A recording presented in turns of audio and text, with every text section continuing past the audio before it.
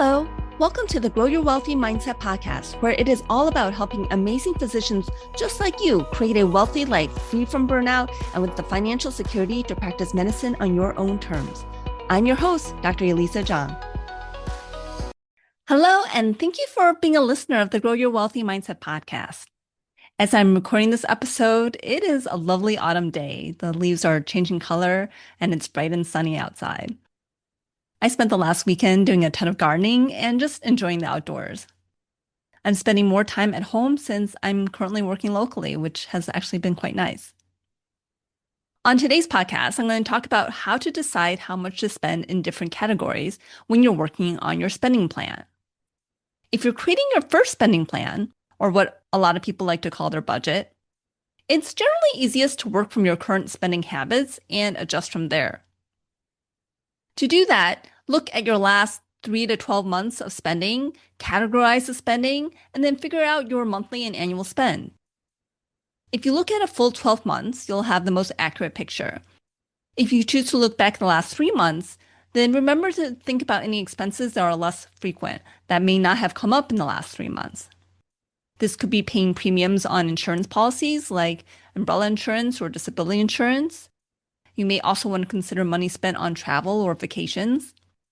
If you tend to spend a lot for specific holidays, that's another consideration. If you do most of your spending on credit cards, you can likely download your past spending onto a spreadsheet. You can probably also do this from your checking and savings accounts as well. For more on this process, check out episode 56, Creating a Spending Plan.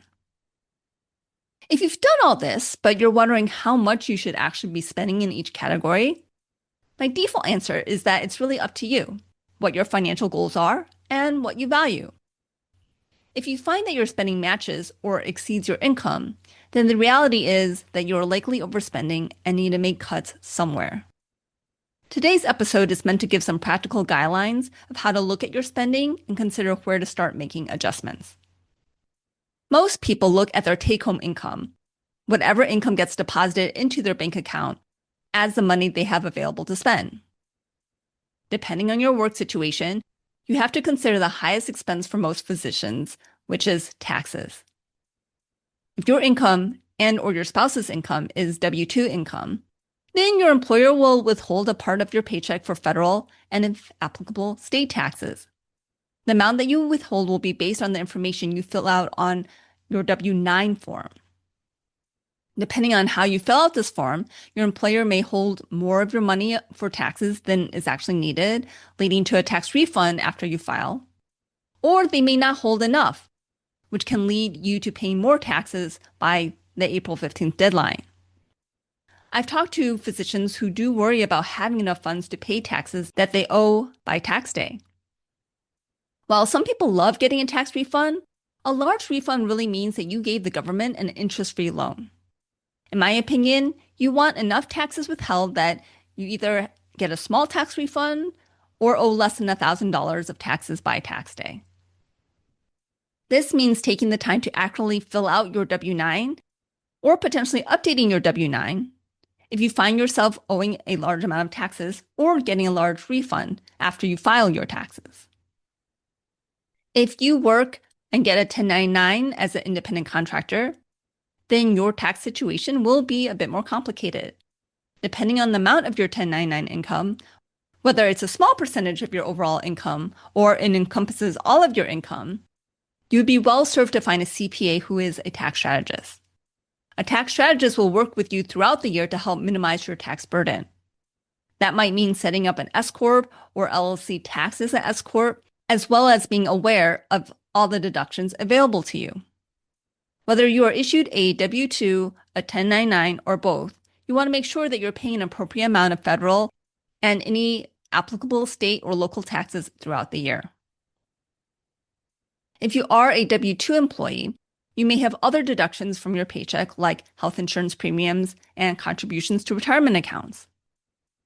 As a 1099 contractor, you have the ability to set up your own retirement accounts like a solo 401k or SEP IRA, and will need to set up the contributions to those accounts.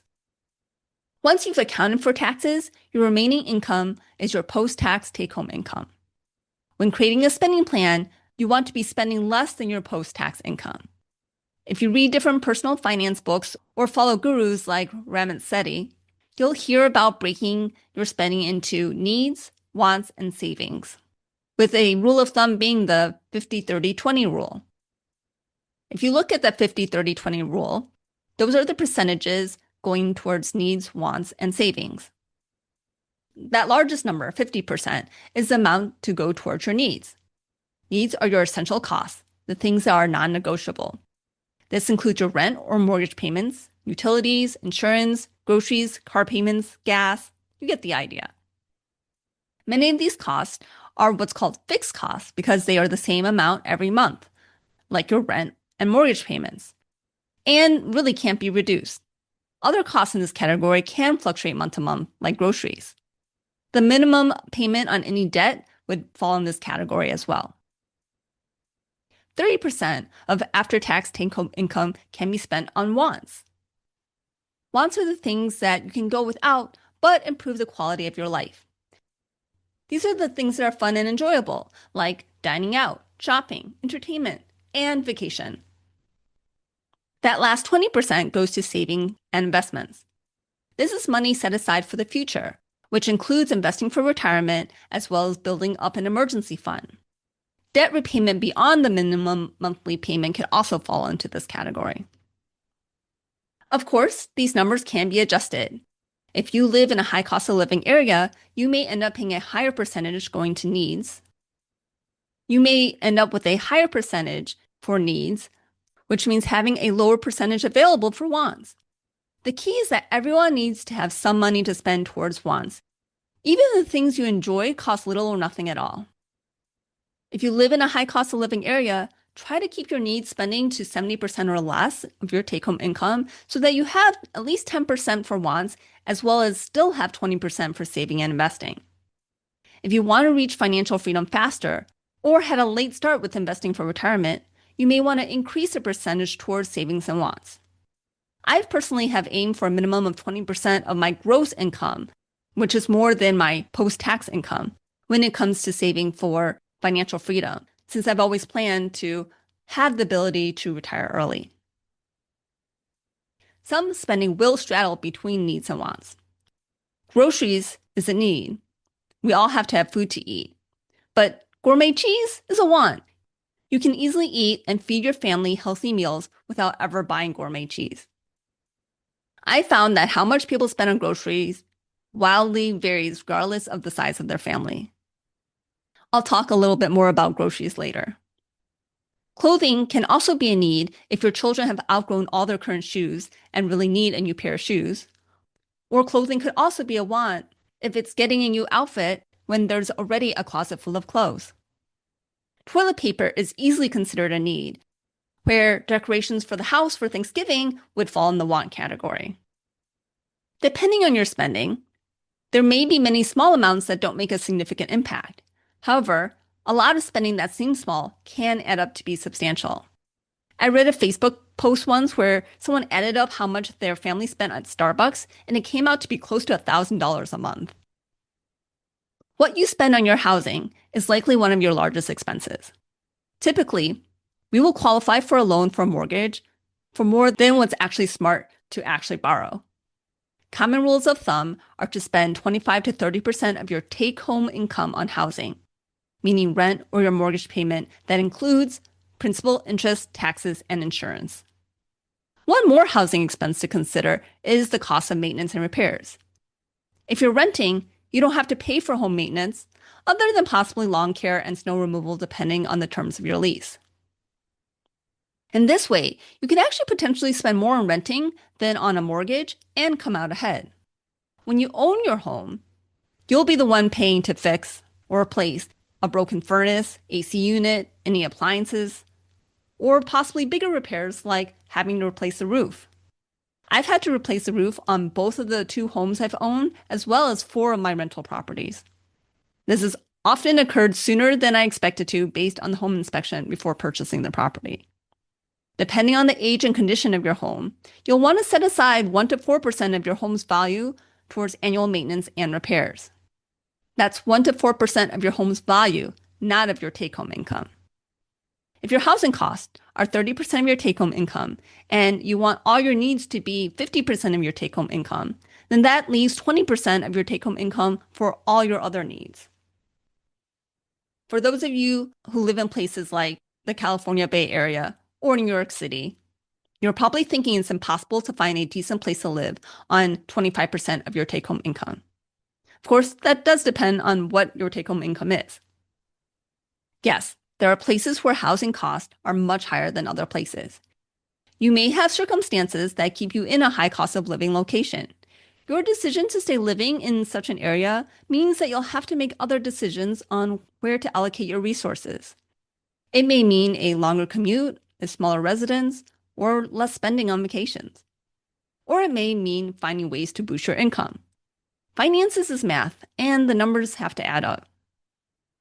I don't have any magic way to make it so that the numbers work.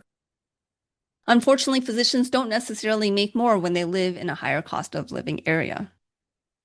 Another monthly payment that can be a large cost are car payments. Since a car is a depreciating asset, it's better to not use debt to finance buying a car if at all possible. One thing that I've observed is that attending physicians tend to buy new cars and finance their purchase even at unfavorable interest rates if they don't have the cash to actually buy a car outright. I admit to financing a car purchase in the past, but it was also because the interest rate was 0.9% and my savings account at the time was paying higher than that in interest. I did actually have the ability to buy the car in cash. When you buy a new car, it depreciates significantly as soon as you drive it off the dealer's lot. If you found yourself in a place of financial hardship and decide to sell your new car, there's a good chance you would not be able to sell it for how much you owe on it. When I went to the internet to see various recommendations for how much to actually spend on car payments, an article on nerdwallet.com stated, quote, financial experts recommend spending no more than 10% of your monthly take-home pay on your car payment and no more than 15 to 20% on total car costs such as gas, insurance, and maintenance, as well as the payment. End quote. To me, that sounds high. If you're spending 25% on housing and 20% on transportation, that leaves you 5% to spend on utilities, groceries, and household supplies if you're trying to stick to 50% to cover all your needs. If you're trying to find a way to lower your expenses, consider buying a used car the next time you need a car, and certainly keep any car you have for as long as possible. I talked about groceries earlier. Everyone needs to eat, and groceries can be a large expense. One woman physician remarked that after mortgage and retirement savings, groceries was the next largest line item on her spending.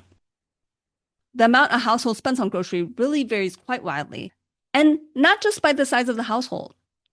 I know one woman physician who spends $400 a month to feed her family of 5, and other women physicians who spend over $2,000 a month on groceries, as well as more on dining out. From my experience talking to women physicians, $1,000 a month seems to be a pretty typical amount to spend on groceries for a household with anywhere between 1 and 4 children. Some spend more, some spend less. Like I said, grocery spending is all over the place. And of course, it'll also depend on how much you spend on dining out. The point of this is just to give you a ballpark of what others are spending so you have an idea of what's actually possible, that your family of 5 could potentially spend $400 a month on food, but also realizing that there are other families spending $2,000 a month. And of course, the cost of groceries does vary across the country. Utilities like electric, gas, water, sewer, and garbage collection also vary greatly depending on where you live, both in actual location as well as type of housing. Adjusting your thermostat and usage can help lower these expenses, but generally, we appreciate having clean drinking water, lights, and comfortable temperatures in our homes.